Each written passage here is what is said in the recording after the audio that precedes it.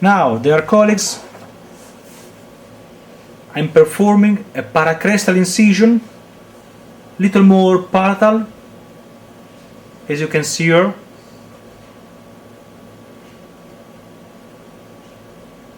I usually start very slowly, intrasulcular incision, starting from distal to mesial, using both a little elevator, specially designed to raise the papilla, associated with a bigger elevator. I gain an access to the infrabony defect.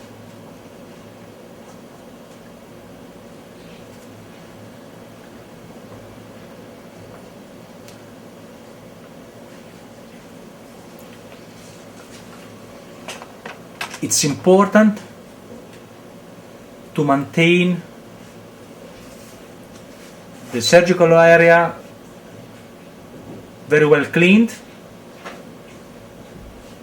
This is the little elevator that I mentioned you before.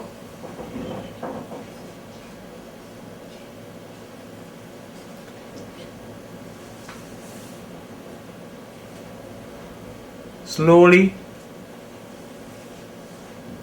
I cut the soft tissue and I will start to debride the defect. Usually I love to use the Folkman tool,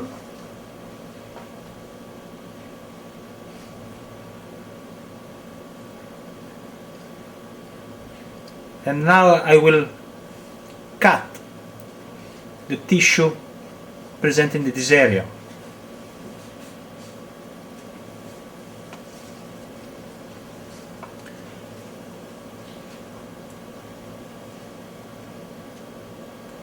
I choose not to use a template to insert a single implant between two natural teeth,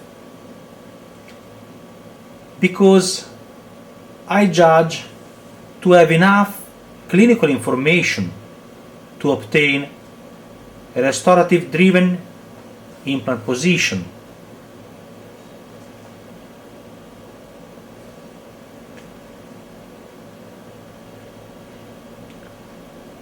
Good. I plan to insert a 4 mm long, 3.5 wide contact implant.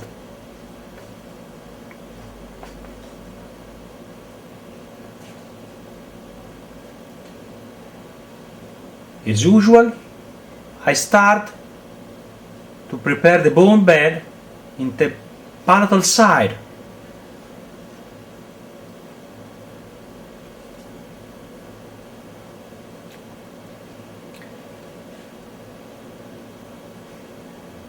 The pin inserted will give us the information of the 3D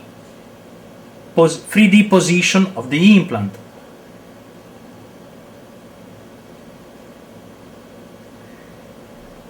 And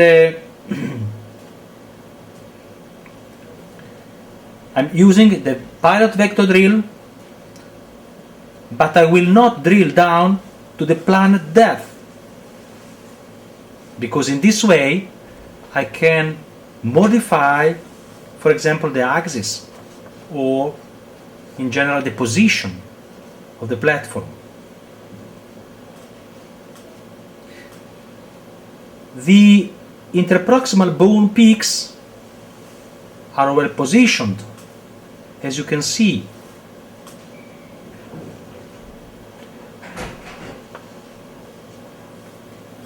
The next step and the second drill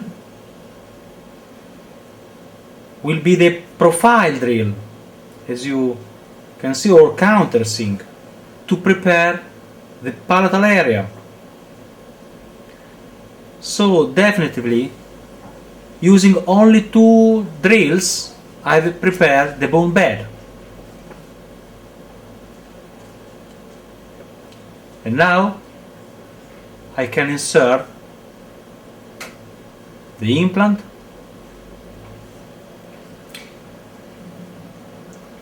It's really important to decide the right final implant shoulder.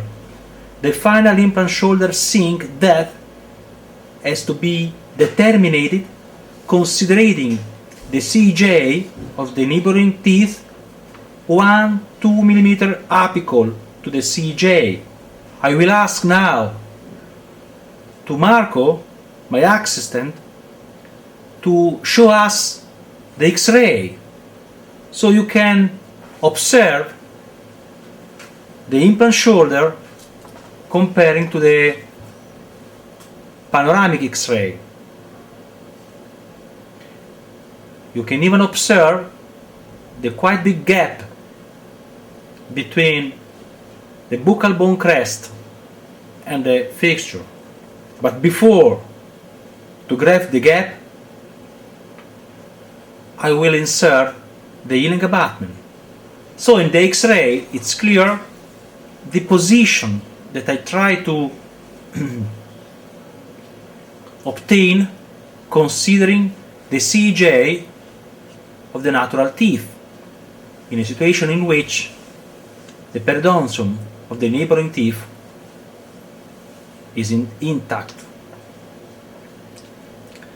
The next step is to graft the wide gap, as I told you before, using both bovine hydroxyapatite combined with the dusty bone collected with sterile filter connected to the aspirators.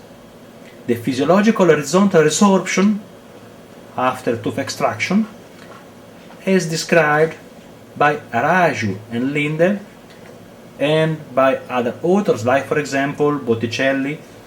I like very much to compact the bone graft as well as I can. The meaning is to stabilize it, reducing empty spaces.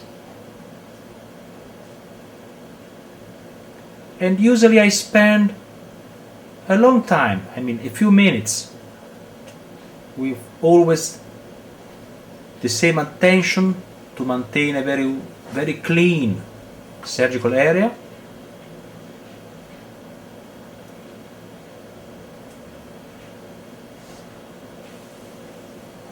The next step will be to close the flap using single suture.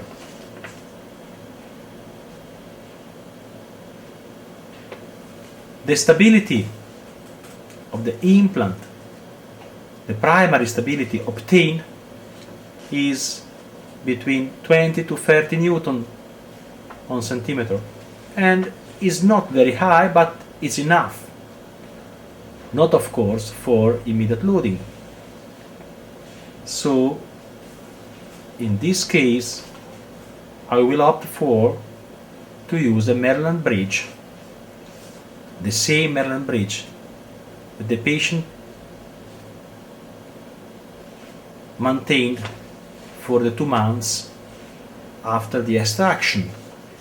I'm using at this moment the little elevator designed for the papilla. As you can see here, the flap is really well adapted. The suture is a non-resorbable suture to single suture, and the surgery is finished. Thank you very much, dear colleagues, for your attention.